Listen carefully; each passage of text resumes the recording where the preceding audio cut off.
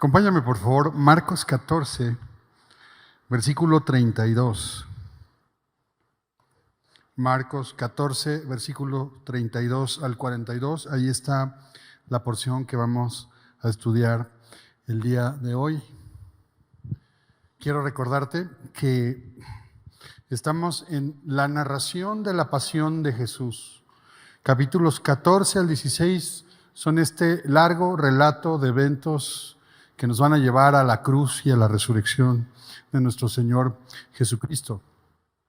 Estamos en una porción donde Jesús ha celebrado ya la última cena con sus discípulos, les ha anunciado un nuevo pacto. Jesús también ha anunciado que se van a escandalizar de él, que Pedro le va a negar y que todos también le van a negar. Y después de esa cena en el lugar del aposento alto, bueno, pues ellos han salido de ahí y se van a dirigir a un lugar conocido como el huerto de Getsemaní.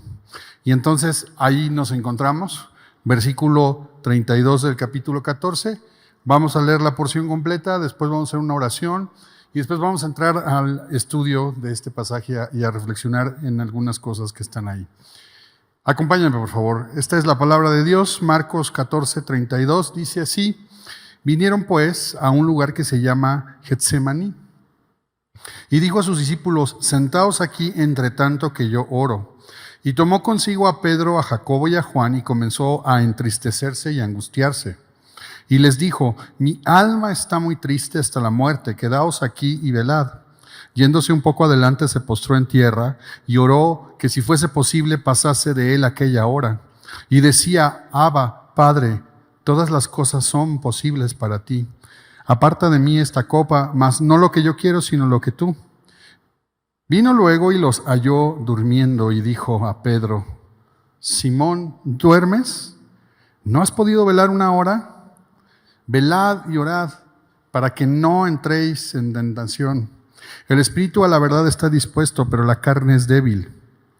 Otra vez fue y oró diciendo las mismas palabras. Al volver otra vez los halló durmiendo, porque los ojos de ellos estaban cargados de sueño y no sabían qué responderle. Vino la tercera vez y les dijo: dormid ya, descansad, basta, la hora ha venido. He aquí, el Hijo del Hombre es entregado en manos de los pecadores. Levantaos, vamos, he aquí se acerca el que me entrega. Vamos a orar. Dios, gracias por tu palabra, gracias por esta noche, gracias por traernos, gracias por permitir que nos podamos conectar también, Señor. Estamos agradecidos por tu palabra, Señor, y queremos venir con reverencia, con alegría, con gozo, con disposición a estudiar este pasaje, Señor. Yo sé que tú nos quieres decir algo el día de hoy y estamos dispuestos a ello, Señor. Háblanos, ayúdanos, Señor, en el nombre de Jesús. Amén. Ahora, este pasaje es este evento en el huerto de Getsemaní, a punto Jesús de ser arrestado y a punto al día siguiente de ser crucificado. Es inminente lo que va a suceder.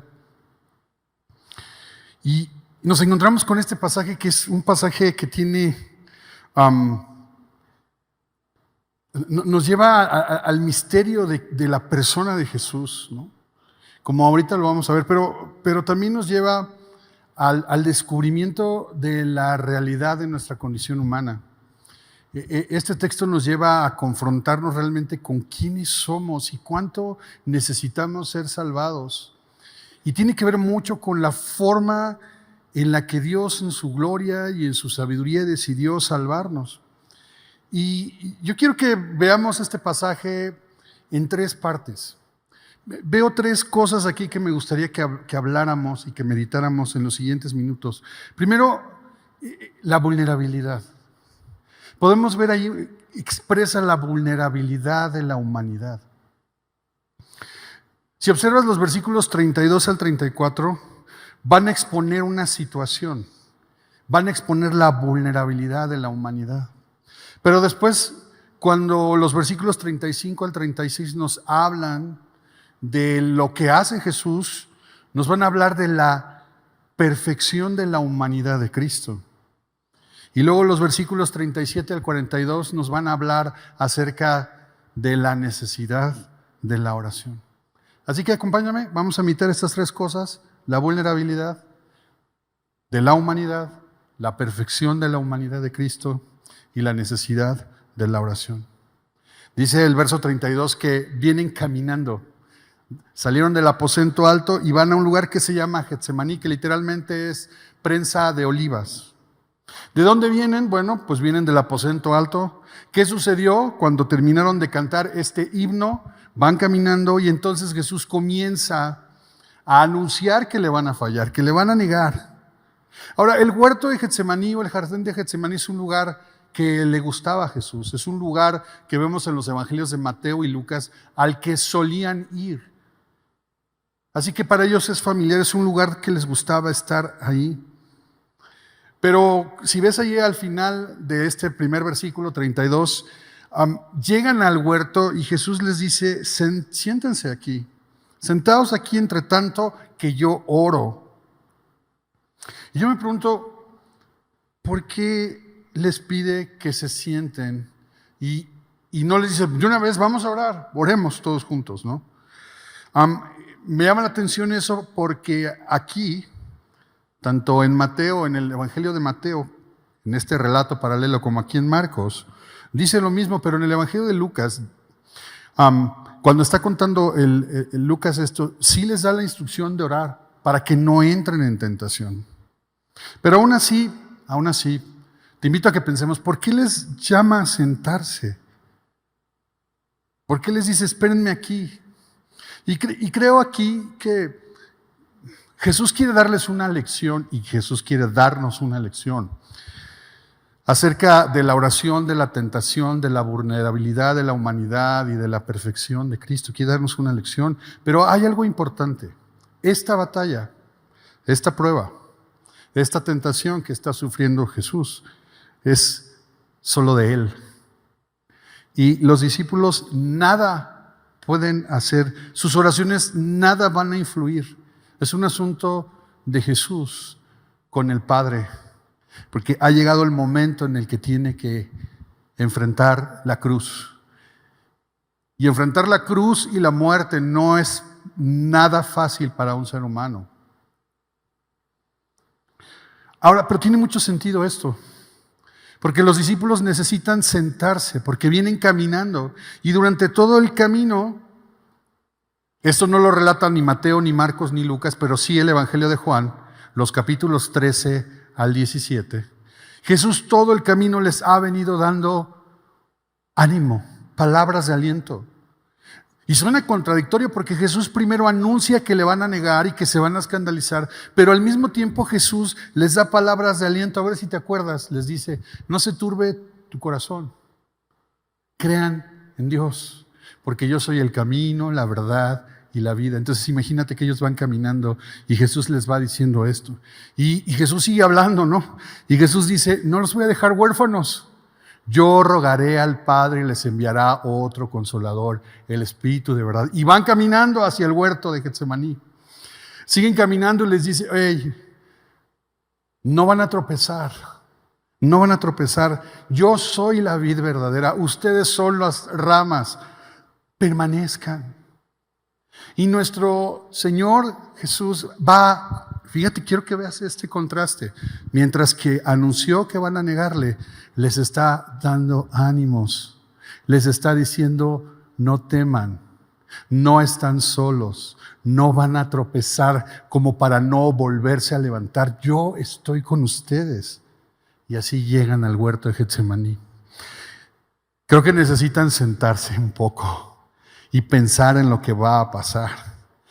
Y así como Jesús llega al huerto de Getsemaní, al jardín de la prueba, ahí, la verdad es que todos los seguidores de Jesús en algún momento llegamos a ese huerto, llegamos al jardín de la prueba, llegamos a ese lugar donde somos pasados bajo presión.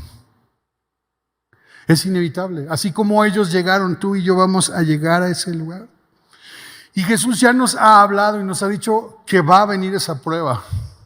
Y también Él ya nos ha hablado y nos ha hecho estas mismas promesas que les dio a ellos. no las ha hecho a nosotros, pero a veces tú y yo necesitamos sentarnos, detenernos, pausar y meditar en la realidad de la prueba, pero sobre todo en la realidad de la presencia del Espíritu Santo y de su palabra en nuestras vidas. En Juan 16, 32 y 33, Juan 16, 32 y 33, Jesús, cuando va a llegar al huerto de Getsemaní, les dice esto: he aquí la hora viene y ha venido ya, en que seréis esparcidos cada uno por su lado y me dejaréis solo. Mas no estoy solo, porque el Padre está conmigo. Estas cosas os he hablado para que en mí tengáis paz. En el mundo tendréis aflicción, pero confiad en mí, yo he vencido al mundo. Y ese es un versículo que no sabemos, ¿verdad? Para mí siempre ha sido un ancla, lo he memorizado desde hace muchos años, pero a veces perdemos de vista el contexto en el que Jesús dijo estas palabras. Pero piensa esto: Jesús va a ir a la cruz para morir por ti y por mí. Y lo que va a enfrentar es algo muy difícil, es una prueba muy dura. Y sabe que el Padre está con él, así como nosotros sabemos que Él está con nosotros. Pero ahí está la prueba, ahí está la vulnerabilidad. ¿Entiendes esto? Ahora, versículo 33, llegaron todos los discípulos, 11, porque Judas ya se fue. Pero les dice: quédense aquí, necesitan respirar y necesitan pensar en las cosas que Jesús les ha dicho. Pero ahora Jesús toma consigo a Pedro, a Jacobo y a Juan. Y no es la primera vez que Jesús toma este círculo cercano. Lo hizo justo en un evento que está en Marcos 9, en el monte de la transfiguración. Y también en un acto de sanidad en la casa de Jairo. Y ahí están los tres, que en realidad, como ya leímos, nada pueden hacer. De hecho, lo único que podían hacer, que es estar despiertos, no pudieron hacerlo. Pero esto me hace ver algo, me hace llevarnos a esta reflexión. Nadie debería de pasar una prueba solo. Y no porque alguien más te pueda resolver tu problema, porque a veces no podemos resolver ese problema, nadie. Pero el saber que alguien está ahí orando con nosotros, eso es lo que necesitamos. Pero mira lo que sigue ahora. Sigo leyendo la segunda parte del versículo 33. Y comenzó a entristecerse y a angustiarse. Es Jesús. Y les dijo: mi alma está muy triste hasta la muerte. La vulnerabilidad de Jesús. La vulnerabilidad de Jesús. Tristeza, angustia, a tal grado, a tal extremo que siente que va a morir. Estas palabras describen un intenso sufrimiento emocional, psicológico, espiritual. Jesús estaba realmente oprimido, estaba poniendo todo su ser bajo presión. La angustia, leo una definición de la angustia. La angustia es un remolino casi insoportable y traumático de conmoción, incredulidad, dolor e impotencia. Y dice esta definición: el elemento de impotencia es lo que hace traumática la angustia.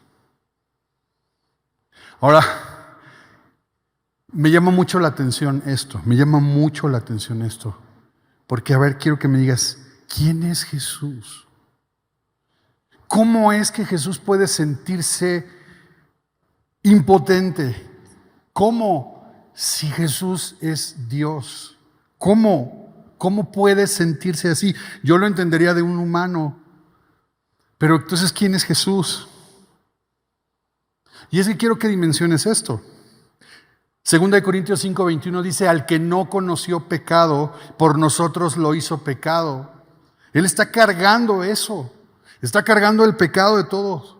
Está sintiendo el dolor y se siente impotente. ¿Pero qué Jesús no es Dios? Gálatas 3:13 dice que Cristo nos redimió de la maldición de la ley, hecho por nosotros maldición. Jesús se siente vulnerable. Los discípulos son vulnerables, los humanos somos vulnerables y somos vulnerables, los seres humanos, porque un día decidimos ser autosuficientes. Un día decidimos ser autónomos y separarnos de Dios. Los discípulos están vulnerables, están a punto de negar a Jesús, de ser dispersados. Jesús se los anticipó y al mismo tiempo Jesús les dio garantías de seguridad. Pero no han escuchado a Jesús, sino que el comportamiento de ellos es: yo no te negaré. Autosuficiencia. Ellos se sienten poderosos, pero Jesús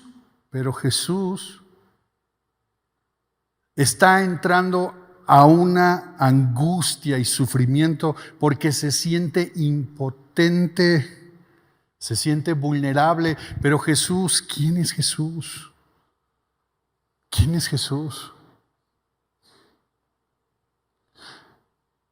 Y aquí nos lleva a meditar en la persona de Jesús.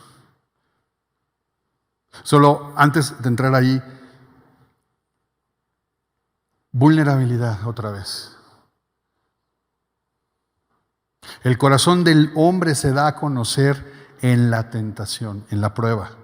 Siendo tentado, el hombre conoce su corazón. Por eso es que viene la prueba.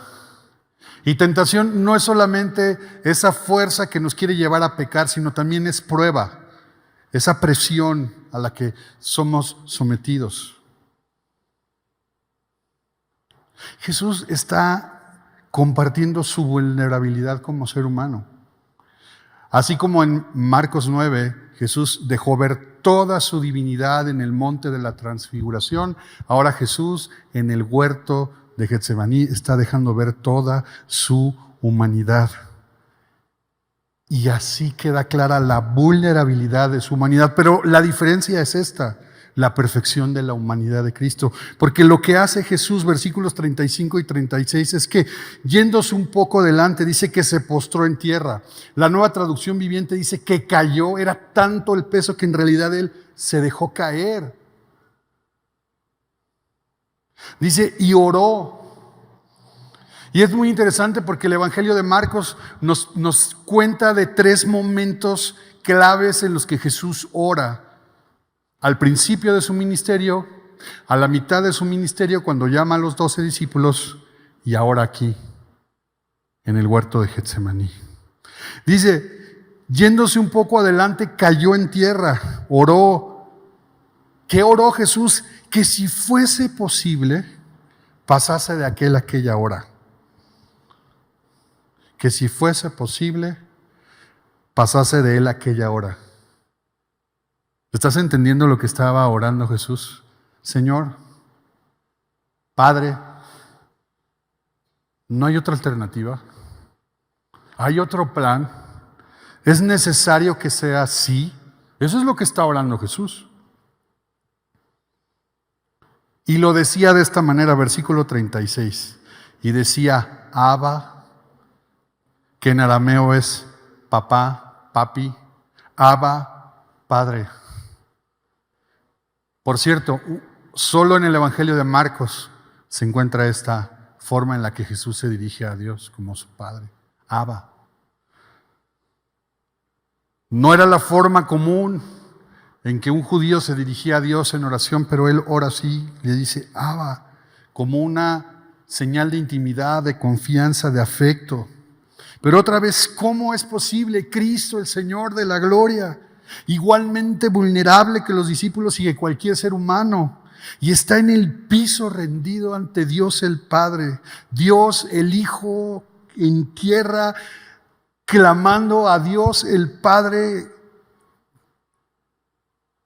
Abba, Padre, todas las cosas son posibles para ti. Rendido ante la omnipotencia de Dios, reconociendo su vulnerabilidad y la angustia por la impotencia de no poder hacer otra cosa, y que Jesús mismo Ha decidido poner su vida. Dice, aparta de mí esta copa. La copa, el símbolo de sufrimiento, juicio y muerte. Mas no lo que yo quiero, sino lo que tú. Rendido, entregado, resignado a la voluntad de Dios y entregando voluntariamente su vida en rescate tuyo y mío. Y la pregunta sigue siendo, ¿quién es Jesús entonces? ¿Que Jesús no es Dios? ¿Por qué sufre así? ¿Por qué no reclama si es Dios su poder divino? ¿Quién es Jesús? Y Jesús es Dios hecho carne. Jesús es completa y verdaderamente Dios y completa y verdaderamente hombre en una sola persona, y lo será para siempre. Otra vez, Dios hecho carne, verdaderamente Dios, verdaderamente humano, hombre en una persona.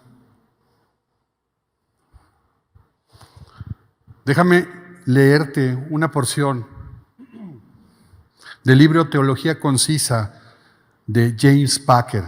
Lo explica muy sencillo, y creo que si alguien lo explica sencillo y claro, pues mejor lo leemos. Dice, Jesús es una persona divino-humana en dos naturalezas. Esto es, con dos conjuntos de capacidades para la experiencia, la expresión, la reacción y la acción.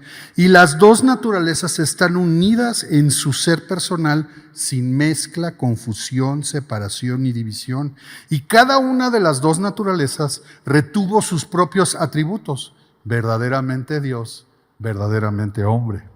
En otras palabras, todas las cualidades y los poderes que hay en nosotros, al mismo tiempo que todas las cualidades y poderes que hay en Dios, estaban, están y estarán por siempre presentes de manera real y distinta en la persona de Jesús de Galilea. Eso es nuestro Señor. Y en ese momento Dios el Hijo, verdaderamente Dios, verdaderamente hombre, está como humano rendido ante Dios el Padre, sumido en la angustia, siendo la encarnación de toda bondad, de todo amor, compartiendo los atributos de omnipotencia, omnisciencia, al mismo tiempo completamente vulnerable para salvarte a ti y a mí. ¿Quién hace eso? Cargando el pecado sin ser pecado, angustiado por lo que habría de vivir y en su misma santidad repugnando la copa por el apestoso olor del pecado de cada uno de nosotros.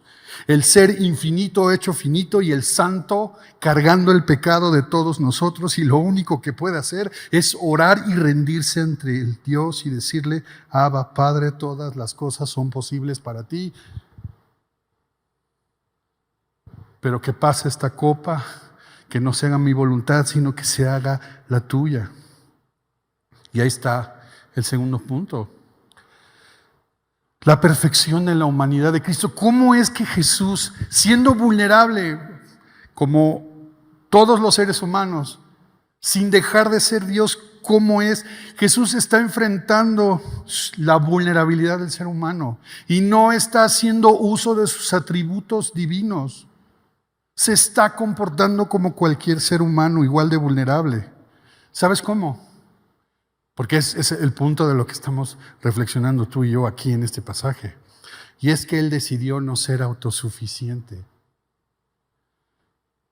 Se comporta vulnerable como cualquier ser humano. Y en lugar de usar sus atributos, que es lo que todos dirán, pues es Dios, por eso aguanta. Él decidió ser dependiente del Padre. Le llama Abba, se rinde ante Él, acepta su voluntad y somete su voluntad para cumplir el plan de Dios de salvación.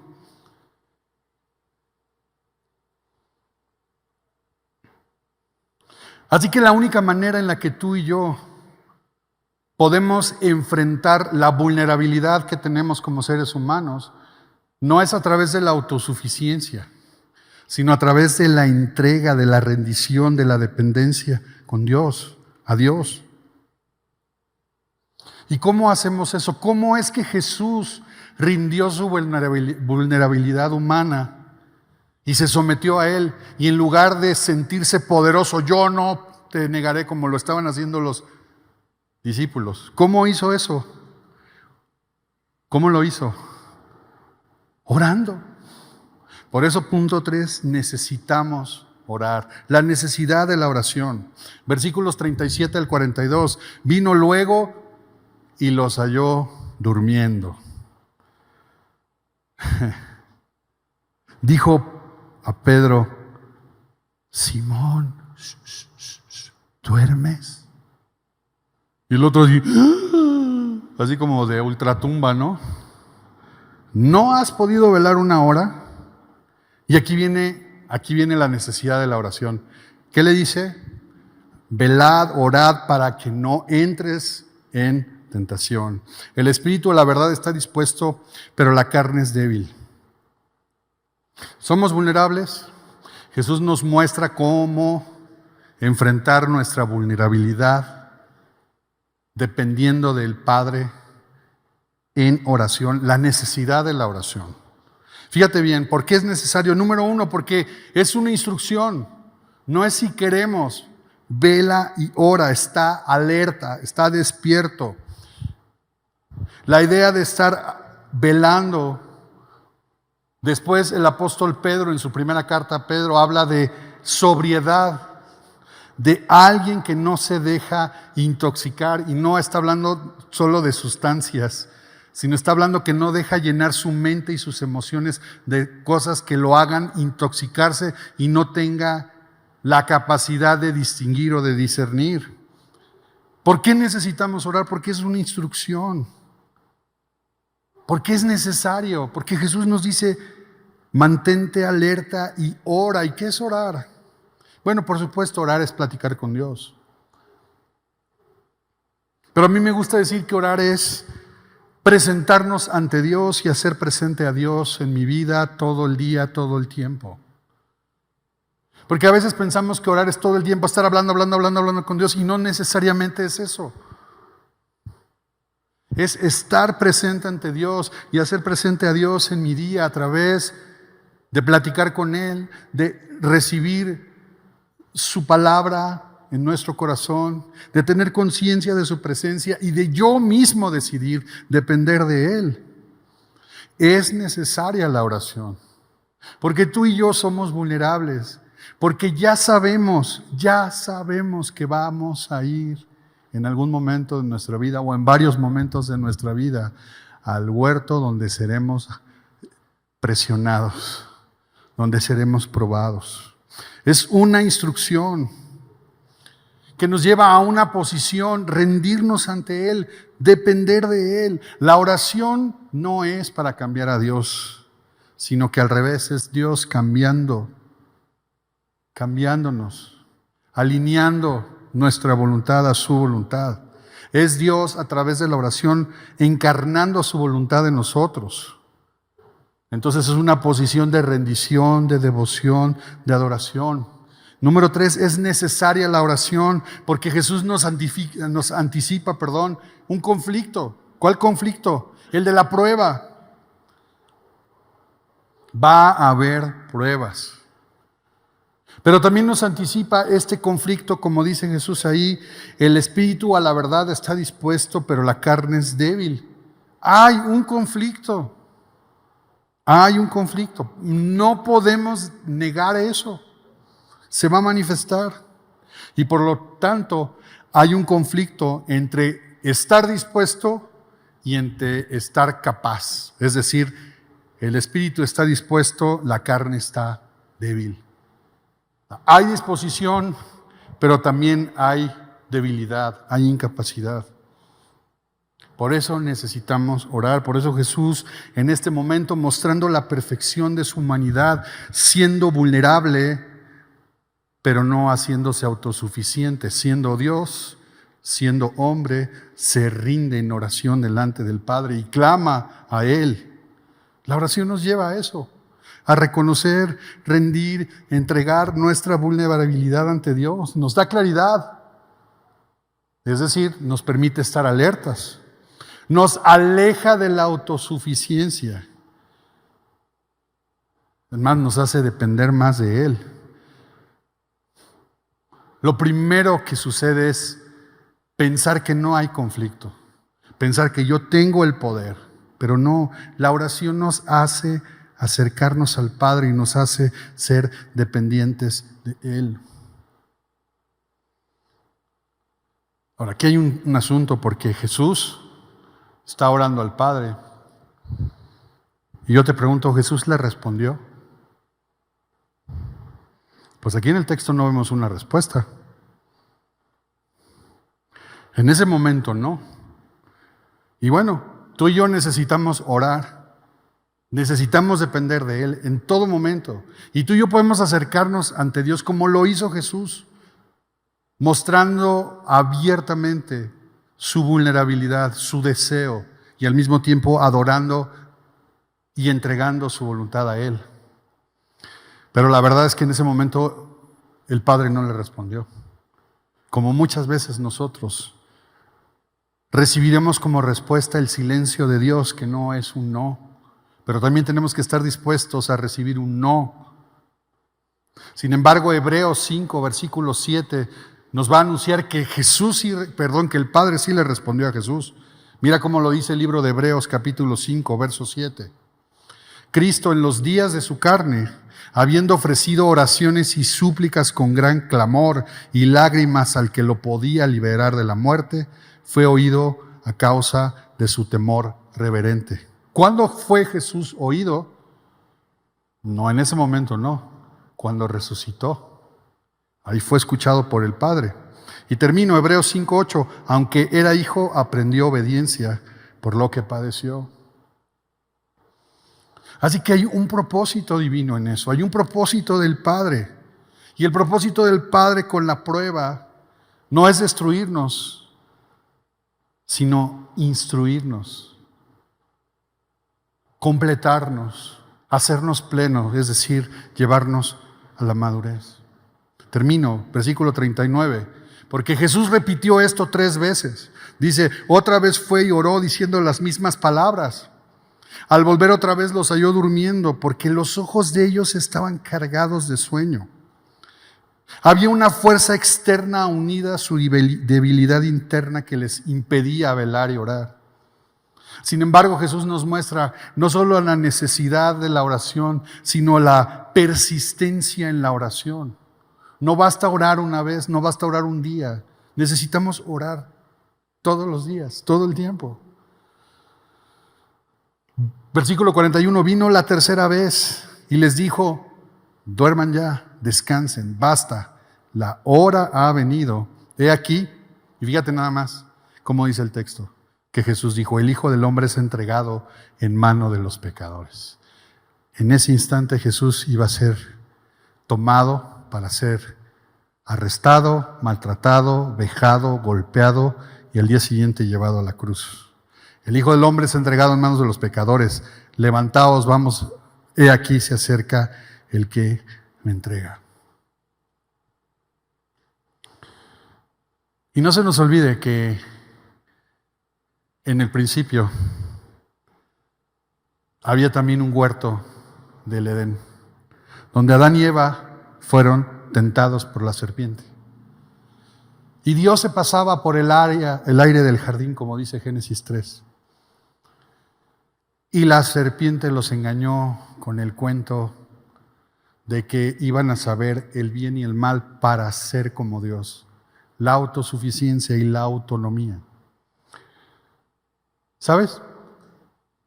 Adán y Eva solo les faltó decir, Abba Padre, para que Dios los ayudara a vencer la tentación. Pero ahora, en el cumplimiento de los tiempos, Jesús está en otro huerto. Y ha llegado el momento de la redención y ahí está Jesús, vulnerable, pero dependiente, rendido del Padre, pegado al Padre a través de la oración y instruyéndonos a nosotros para que nuestra vulnerabilidad nos lleve no a la autosuficiencia, sino a la dependencia, a la relación, a la rendición, a orar, a estar alerta. Porque, ojo, no importa cuánto tiempo tengamos en Cristo. No es que los discípulos somos mejores discípulos por estar añejados, ¿no? No, al contrario. No importa cuánto tiempo. Somos humanos, somos vulnerables. Iremos a Getsemaní, vendrá la prueba, vendrá la tentación. Y lo más hermoso y glorioso es que Jesús puede compadecerse de nosotros porque Él sufrió angustia, sufrimiento y hasta ganas de morir, ganas de dejar lo que a veces tú y yo sentimos. Queremos renunciar, queremos irnos, nos sentimos aplastados y oprimidos, y Él, siendo verdadero Dios y verdadero hombre, fue vulnerable, sufrió angustia, dolor, todo lo que tú y yo. Y así es que Él, dependiendo del Padre, ahora se puede compadecer de nosotros. Y leo otra vez Hebreos 2:18. Pues en cuanto Él mismo padeció siendo tentado, es poderoso para socorrer a los que son tentados. Él se puede compadecer de nosotros, pero no solo eso. En la redención, y con esto termino, en la redención Él nos hizo entrar en una relación con Dios. Gálatas 4:5. Para que redimiese a los que estaban bajo la ley, a fin de que recibiésemos la adopción de hijos. Y por cuanto sois hijos, Dios envió a vuestros corazones el Espíritu de su Hijo, el cual clama, Abba, Padre. Significa que así como Jesús fue al Padre y le dijo, Abba, Padre, así tú y yo le podemos decir, Abba, Padre, porque por su Espíritu, por la redención de Jesús, ahora nosotros hemos sido adoptados como sus hijos, y ahora Él ha puesto su Espíritu en nosotros, y ahora tú y yo podemos clamar de la misma manera que Jesús. Jesús no solo se ha compadecido y se compadece de nosotros, no solo Él está sentado a la diestra del Padre y intercede por ti y por mí, sino que ahora tú y yo podemos clamar a Él de la misma manera y decirle, Padre, Abba, Papito, ya no puedo más, te necesito. ¿Hay otra forma? ¿Tienes otro plan? Pero está bien, Señor. Si no tienes otro plan, porque este es tu plan, bueno, me rindo completamente a ti y confío plenamente en ti, porque toda mi vulnerabilidad, toda mi debilidad, la entrego delante de ti, para que se haga tu voluntad y no mi voluntad. Así que tú y yo somos hijos y necesitamos orar cada día. Somos hijos y necesitamos depender de Él cada día. Orar se trata más de Dios que de nuestras necesidades.